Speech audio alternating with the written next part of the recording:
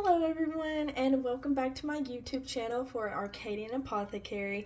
Thank you so much for the support. I appreciate it greatly and I'm so excited for this journey we are going to go on about preparing for winter season that is approaching us as it is almost autumn already.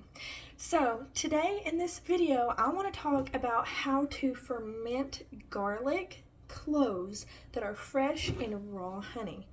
So on this journey, it's a little bit interesting where I got this garlic.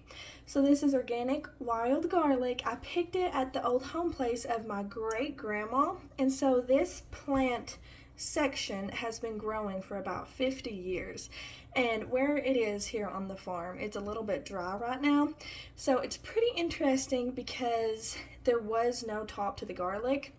I remembered where the spot was specifically and I started digging, and when I got down deep enough, here was the fresh garlic in the moist part of the soil way down there, just ready to make into all kinds of beneficial medicine. So one thing I want to talk about with garlic is it is super healing for the body. It's great for your immune system, for your heart health, and for your digestive system, everything. So this preservation method is pretty interesting because once you make this with the fresh garlic, it takes about a month to infuse before it's potent enough to make into a really healing medicine, syrup-like for colds and flus, COVID, or infection of any kind, and just immune boosting in general. But it will last up to 12 months after you have that done. So that's something really good to consider. So what we're going to do, if you have wild garlic like me that you go out and forage for that is growing at an old home place, or you go and actually get the little wild garlic in general, it's going to be pretty dirty as you dig it up in, this time of year. So what you're going to do, you want to wash that off super well and you want to get all the skin off. What I do, I just put it under some running water and just put a strainer at the bottom of my sink.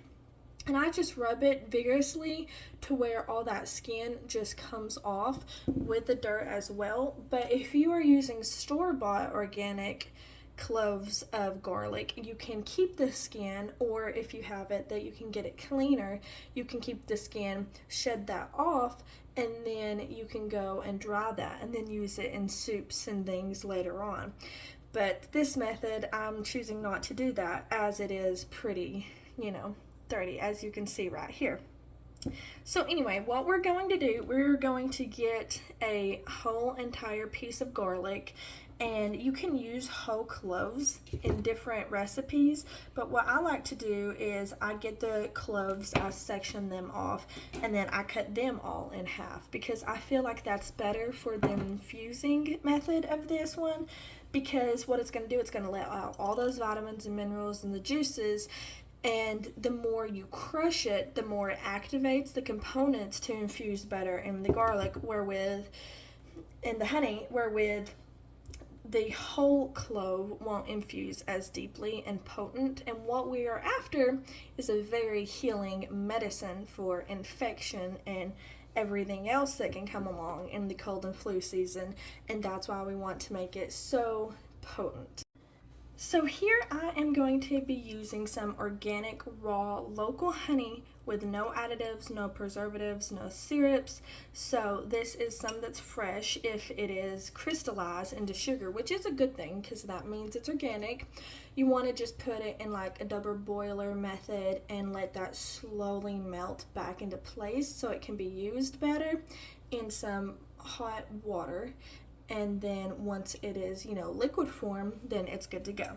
So I'm going to use a 1:1 ratio right now. And so I've got my garlic cloves right here, and as you can see, they're cut pretty good. And I'm going to fill this little jar about halfway full, and then I am going to pour the honey just all over that. And I'm going to completely saturate that in and to let it really soak down there, and to cover every single garlic clove that there is. So while we let that really get in there and just really infuse, it's starting to already look beautiful and it is working so well. So what you then want to do is you want to make sure you have a super airtight lid. I'm just using a regular mason jar that I have in my kitchen that is sterilized. So what you want to do, you want to get this and put the lid on there super, super tight, and then get you a small plate or another lid or a paper plate, just anything you have on hand, and you want to get this and you want to flip it upside down and put that on the plate just in case there's any kind of spills or anything. And you want to sit that somewhere in a dark, cool place, just room temperature but out of direct sunlight, to infuse for 2 weeks.